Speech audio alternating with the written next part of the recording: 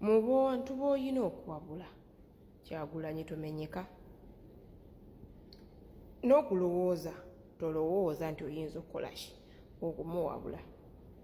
Bw'oba tewasobola kutuula na taatawo n'omuwabula ave ku bantu b'e Kalungu mu bitiibwa, ave ku ntebe y'obwa MP wano e Kalungu, aveeko mu bitiibwa nga tamaze na kuweebuuka kutuuka n'agenda mu makooti, kutuuka kusikaŋŋana malaka na mwana muto ali mu sayizi y'abazzukulu be. Toyina kyowabula ku Kyagulanyi. Even you don't have the audacity eyogera ku Kyagulanyi. Okola mirimu gyo egyakuwambya entebe y'obwa MP wano ewaffe e Masaka, naye Kyagulanyi, you don't deserve to advise him. First sit down with your dad oyogereko naye. Are we clear? Mbotufaanagana. Omwana afiiriddeyo Justin Namere amubuulidde amazima. Bagamba nti amazima gakaawo, naye amubuulidde amazima nti mu bintu by'okola nga tonavaayo kugamba nti owabula pulezidenti waffe omukulu Robert Kyagulanyi Ssentamu, sooka owabule taatawo. Tisooka omugamba amazima nti naye oba olemereddwa okuwabula taatawo ne pulezidenti waffe mwesonyiwe. Tuvuddewo nga tweyongerayo mu mawulire ag'enjawulo. Twalabye taata wa Dr. Hamza, maama wa Dr. Hamza yafudde, era mu kufa kuno abantu bangi bagenzeeyo mu kuziika, naye abaana balina ebigambo. Amo bagambye nti yasoose kwetegekera, simanyi Rwema yabadde ataddeko obukoowekoowe, bannange ebigambo bingi, amwe ne batuuka n'okumulangira mbu atijja nnyo. Nalabye abantu bangi nga bagamba nti Rwema Namakula atijja, okabira otya nazaalawo nga sina maama wo, n'ogenda n'odda ku malaalo bw'oti nti Rwema yakabye n'asiisiriza engalo ku malaalo bw'ati, okaaba otya olaga omusajja nti omwagala. Let me tell you something, mwe mwenna abatafiirwangako. Bw'oba wafiirwa maama oba taata, I think Rwema mulekwa yafiirwa abazadde be. Buli lw'ofiirwa omuzadde maama ne taata nga bakufaako n'ofuna bbaawo ne mwagalana ne bw'ataba bbaawo mukwano gwali close, bw'afiirwa maama naawe atuusa obulumi bwa nnyoka eyafa. Era buli lw'ogenda ku ntana ng'okaabira maama oba wa mukwano gwo oba wa bbaawo, weerabira ddala mu kifaananyi ng'okaabira nnyoko yennyini eyafa. Let me explain to you Rwema kye yabaddeko. Obeera ku ntana awo ng'okuba obufaananyi bwonna ng'olabira ddala bazadde bo, nabalabye nga mugamba Rwema yeekoza. You don't know. Muganda wange, you don't know. Era Rwema atijje nnyo. Hamza Ssebunya eri famire agigenzeemu bukulu, omukazi abadde tamanyi. Obadde manyi bwe bakwatagana ne nazaala we? Do you even know? Abakazi abamu bagenda mu bufumbo nga tebalina bazadde, nga ne baba balina bazadde tebabagasa. Abakazi abamu bagenda mu bufumbo Nazala n'amufuukira maama, nga yagala dda gwakaabira ennaku, gwagwako mu kifuba akaabe, nga yamufuna. Oli n'afiirwa Nazaala we ng'alinga afiiriddwa maama eyamusindika. You don't know. Era nze I do not blame Rwema. Nabalabye nga mucriticizinga akakazi keekoza alinga atafumbirwangako. Mukwano, you don't know. Temumanyi. And I hope mbasabira muleme kumanya. Awulidde ate abamu nno bavuddeyo ne bagamba n'okugamba mbu abayimbi tebagenze kuziikirako Rwema, mbu Rwema taziika oba kiki. Naye ffe munnange tubaawo kubanga tugakutuusaako nga we gali. Abantu bangi batera nnyo okugamba Rwema taziika, naye nga Rwema twamulabako oba tutera nnyo mulaba ng'agenze mu kuziikirako abayimbi banne. Edduuzi wano twamulaba maama wa Fikfa Maika we yafa, era yagendayo n'amuziikirako. So oli yabadde nnyazaala we, ndowooza oba waliwo ebyabaddewo, abantu abamu tebasobodde kugenda. Batu Eddie Kenzo ye yasobodde kubanga oli taata Amal ate mama Amal yabadde afiiriddwa nnyazaala we. Ate jjukira Dr. Hamza munenge yalabirira Amal kubanga abeera wuwe, so kyabadde kimukakatako okubanga agenda kumuziikirawo. Awo tuvuddewo nga tweyongerayo mu mawulire ag'enjawulo. Bingi nnyo ebitambula, bingi nnyo ebigenda mu maaso tulina okuba nga tukutuusaako. Munnange eno kitokota nga si kisaanikire. Oyinza okwebuuza kiki abaana basazeewo okulemezaamu. Era ono ye agambye nti teri agenda kuba ng'amugja ku mulamwa kwetu kye yatandise kiki ekyo kye yatandiseeko. Omuntu ow'omutwe omunafu wabeera n'omutwe omunafu naye ayagala obeere nga ye mwekanye obwongo. Nze sirina muntu yenna gwe njagala kuyimirira naye ku nsonga gye ndiko. Ensonga nze ebbanga lye mbadde ne Kyagulanyi muyigiddeko bingi ng'omukulembeze wange. Era y'omu yagamba nti nno weyimirira ku nsonga oyimiriranga bw'omu. Era wotankulanga olutalo nga weesize mikwano gyo mba nkusaasidde. Nze sirina muntu gwe ngenda kwesigulirako. Nze njagala mutereke buteresi video zange. There is a time mugenda kunneebaza. There is a time mugenda kwetonda. Nti nze ekikyamu nkiyita kikyamu. Mwebuuze lwaki tubadde tujja tusirika ebbanga lyonna nenge ebikyamu tubiraba. Ate weebuuze gwadda mu comment section n'oleekaaniramu. Weebuuze ku bantu be tulwana nabo bonna abamanyikiddwa be mumanyi abalina pages ze mumanyi mulowooza lwaki tebavaayo commentinga kuwakanya bye twogera. Kubanga bo bamanyi mwe muli bawagizi. Bino ebintu si byabawagizi. Ate mwe abawagizi bino mwali byesonyiye ne mubirekera ne mubitulekera nga mwe mwabitulekera ffe tubeere ku front tubeere bakomanda. Mwatukwasa obuyinza era ne mutwesiga ne mugamba oyo Waiza waba ku command ng'akulembedde. Muba bagumu bangi nnyo babadde bangamba Waiza mwana oli solid. So kati nzo kuba solid ng'abaana abali solid tubaziika nga bafulaka senteza balita nabo Kenya bamutyabule n'abalala be mutamanyi be mbadde mutalabangako. Baganda baffe nga bali midaba machete emyaka 5 bayite tumanyi wabagenda kola n'egine 5 10 kubanga luli twalonda cabinet teyasobola bajjayo. Eyo kitegeera kuluna era tulonze cabinet tegenda kusobola bajjayo. Era tubasaba temusimba kuli kubanga mmwe mujjaawo ne muzanya ebyobufuzi ne mugamba kati tufulumye parliament. We mwafuluma parliament babata.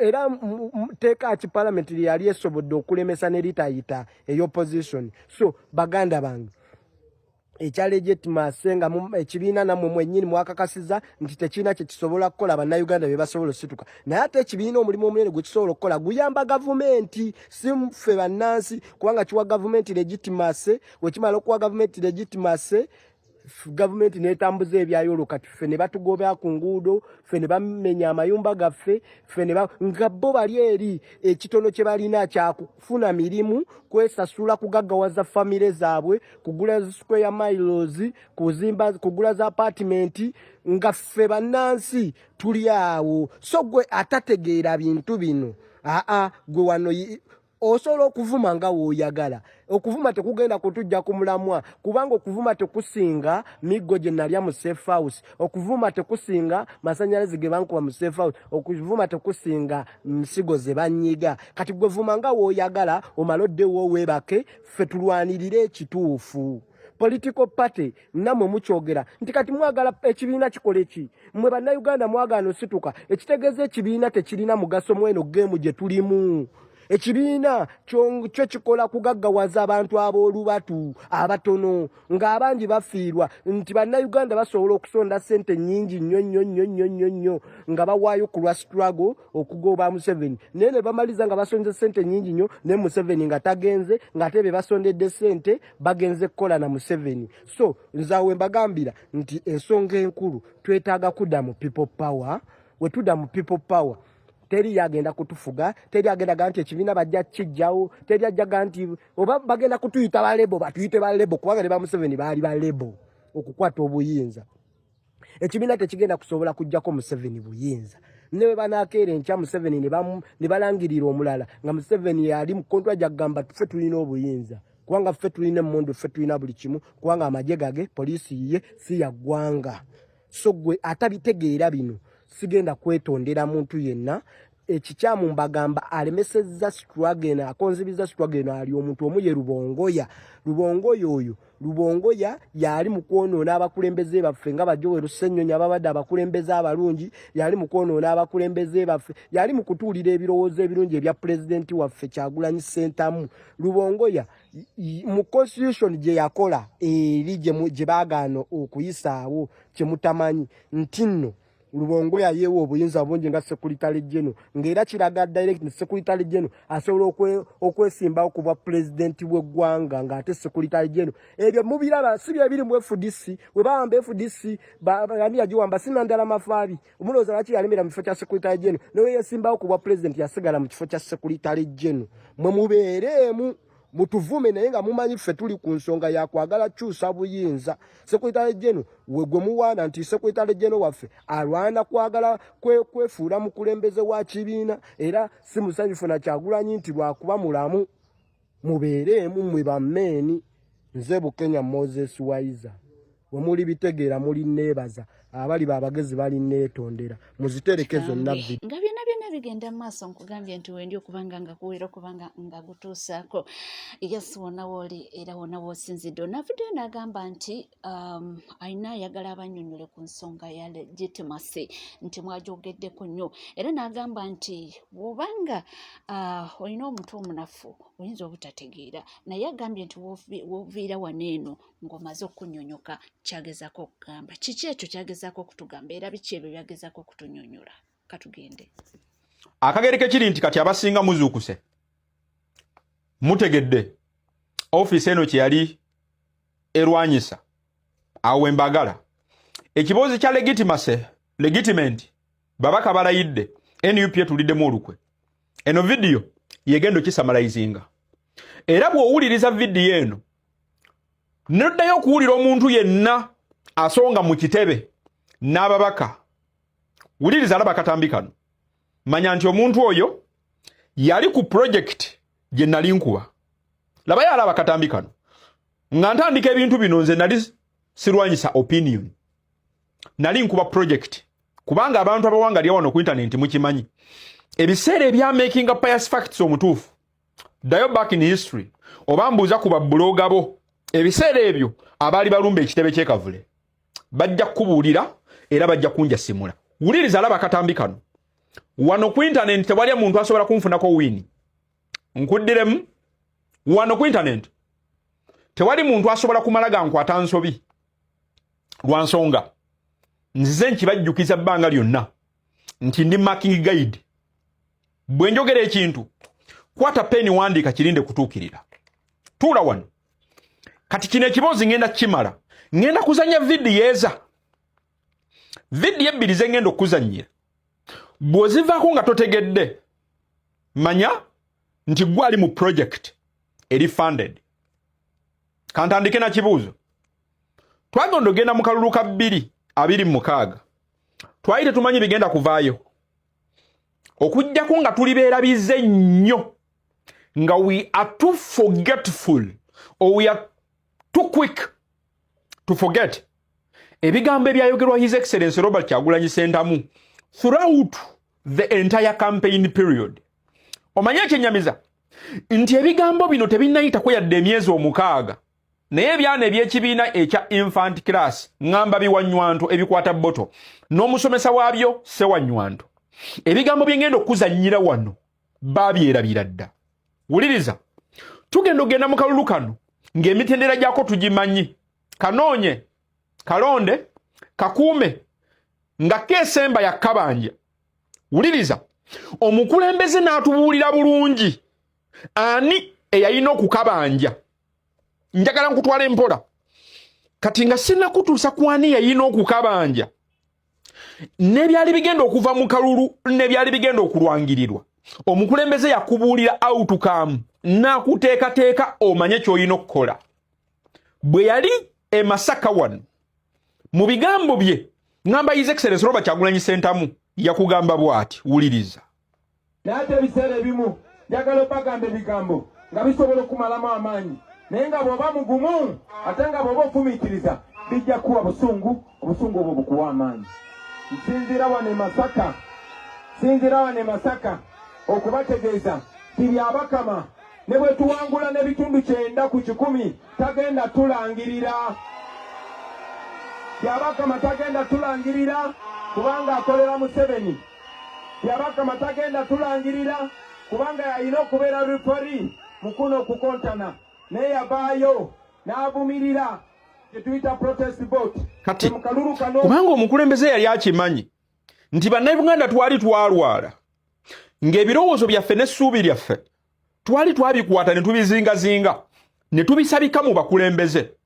Yali akimanyi nti buli we tuva mu kalulu munnayuganda asookerwako alowooza nti sipaaka oba entandikwa y'okuggyako Museveni bagenda kubeera bakulembeze, bagenda kubeera ba MP, bagenda kubeera ba kansala.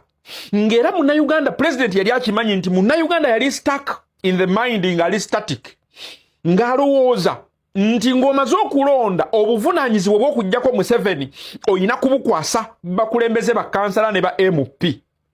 Mu kavidiyo kano ke ngenda okuzannyira yakubuulira omulimu gw'omubaka ne ba kansala kye bagenda okukola obuvunaanyizibwa obw'obutagaba legitimasi oba obw'okugigaba n'abutunuza mu direction entuufu. Mu vidiyo eno gye ngenda okuzannyira yakubuulira omuntu ayina omulimu ogusinga okuba omunene ogw'okutwala Jeno Yoweri Kaguta Museveni okukakasa nti tafuna legitimasi. N'akubuulira n'okubuulira nti bw'oba okikoze oba tomuwadde legitimasi, bw'otakikola omuwa legitimasi. Wulira vidiyo eno tukomewo. Essuubi lirimu mmwe abantu, nze nsobola tiimu yange n'essuubi lirimu mmwe. Essuubi teriri mu makooti, essuubi teriri mu bano ba MP bakina meeya baani, essuubi lirimu mmwe. Bano jasi boogezi, bano ba MP bameeya bakansala omulimu gwabwe kubwogerera amazima, kwogera bino ebituufu nga babyogera ku rediyo, nga babyogera ku TV, nga babyogera mu paliyamenti yaabwe. Kati yafuuka ekisasalala kubanga Museveni yagiteeka mu nsawo bw'ati. Ndi wano okubategeeza nti okugoba Museveni essuubi lirimu mmwe. Muzzemu mulaba tinaabakulembeze be mulonda abamu amanyi obbagula eitha ne basiika oba ne bakyukira ddala ne batandika kuwagira ebyo ebikyamu. Ndi wano okubategeeza nti tewali muntu mulala agenda kukyusa bulamu bwammwe baganda bange okuggyako mmwe. Mwe mulina okukulembera, mubakulembere babagoberere. Yemmwe tulinamu essuubi mwekolemu omulimu kubanga kino mukisobola.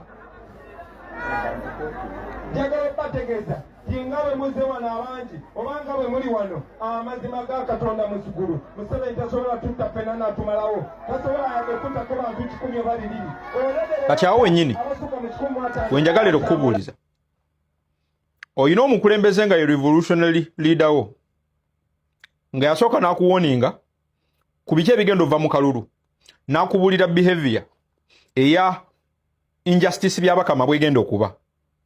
Teyakoma okwo, era akitegedde nti ogenda kwekwasa ababaka nga tuvudde mu kalulu. Era yali amaze okukitegeera nti gwe obwongo bwo bugenda kyuka otunuulire ekibiina. N'akubuulira nti togeza n'otunuulira omukulembeze yenna. N'akugamba nti gwe nange buvunaanyizibwa bwaffe okutwala Jeno Yoweri ne gavumenti ye emisinde. Ekibuuzo, twatuuka ddi ku level ey'okunoonya excuse out of obunafu bwaffe n'obutitizi bwaffe? Twatuuka ddi okunoonya ow'okunenya ng'ekyokukola baakitubuulira before?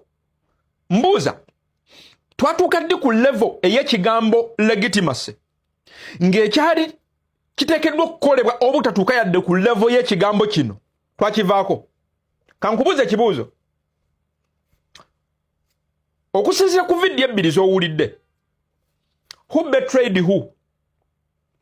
Kankuddiremu mbuuze, okusinziira ku vidiyo 2 z'owulidde, who is to blame?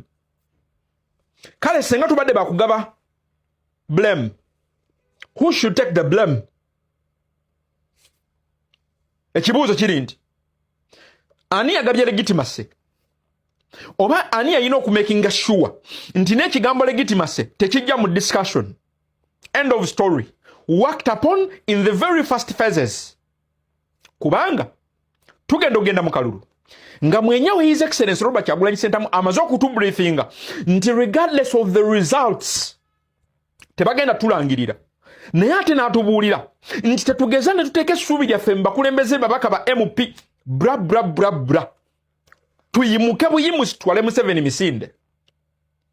olunaku olwaleero otudde omaze okunywa omukombooti ng'oli very confident in ignorance, a confident ignorant, very green muzina ensonga, toyina kyomanyi just okulembeza luggumugumu na buvumu.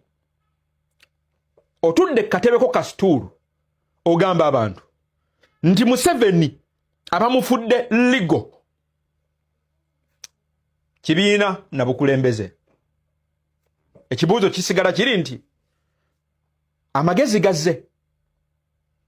Otegedde nti kyonna kye babadde bakuvuga mu project yakkakkanya na kuba mukulembeze. Okitegedde nti gwe badde bakuvuga kutwala mu project ekuba NUP n'obukulembeze bwayo bwonna bw'omala ekyodde ku mukulembeze. Webale kubanga wekumide ku NCK TV ate werabira kubanga subscribinga ringinga that notification bell sharinga likinga ebisigadde buteriva mode nja kubanga ngakolera nja kubanga ngakutuusaako wona woli wona wosinzidde sigala naffe tovaawo.